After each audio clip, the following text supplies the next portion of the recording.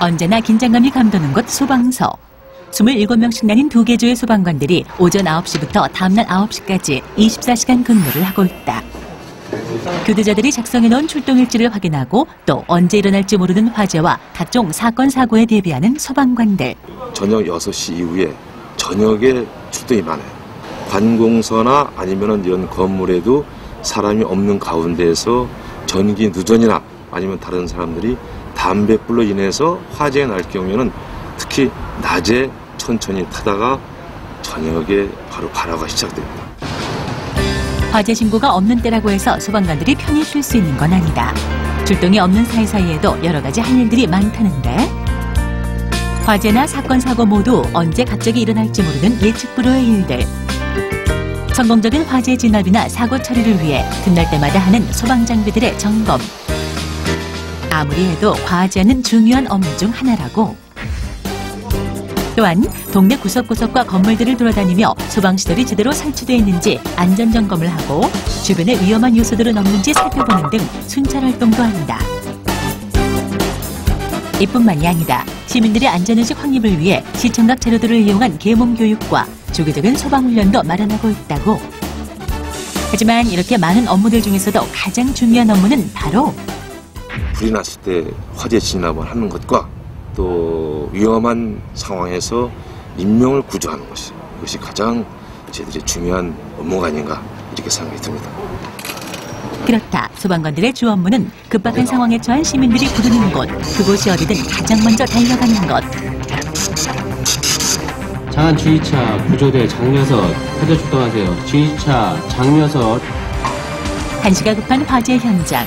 대부분 작은 실수나 방심에서부터 비롯돼 돌이킬 수 없는 화재로 이어지는 경우 소방관들은 이렇게 위험천만한 화재 현장 속으로 거침없이 들어가 생존자가 없음을 확인한 후에야 바깥으로 나온다.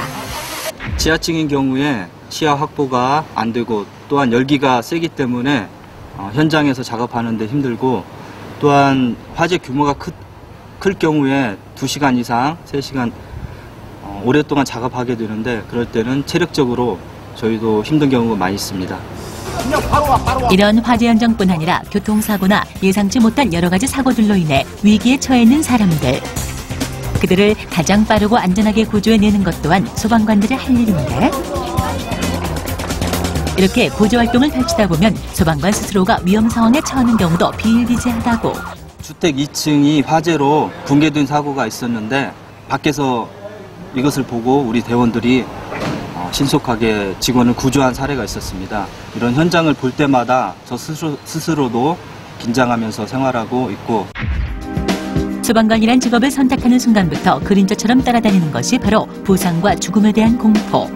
최근 10년간 재직으로 숨진 소방 공무원은 204명. 2007년 한 해 동안에만 화재 진압이나 구조 임무 수행 중 다친 소방관도 265명에 달한다고. 그럼에도 불구하고 자신의 목숨을 담보로 묵묵히 임무를 수행해내고 있는 소방관들. 과연 그들의 소방관의 길로 이끈 매력은 무엇이었을까? 다른 사람들은 하기 힘든 화재 진압 현장에서 생명을 구하고 또 신속한 화재 진압으로 시민의 재산을 보호할 때 가장 큰 매력을 갖고 있습니다. 소방직 채용시험 중 소방 분야는 1종 보통 이상의 운전면허 소지자, 9급 분야는 1급 응급구조사 자격증을 소지한 경력자만이 응시 가능하다고. 오직 사명감 하나로 위험지대를 뚫고 불길 속을 헤치는 소방관들. 이들의 용기와 열정은 세상의 모든 위험이 사라지고 사람들이 안전해지는 그날까지 계속될 것이다.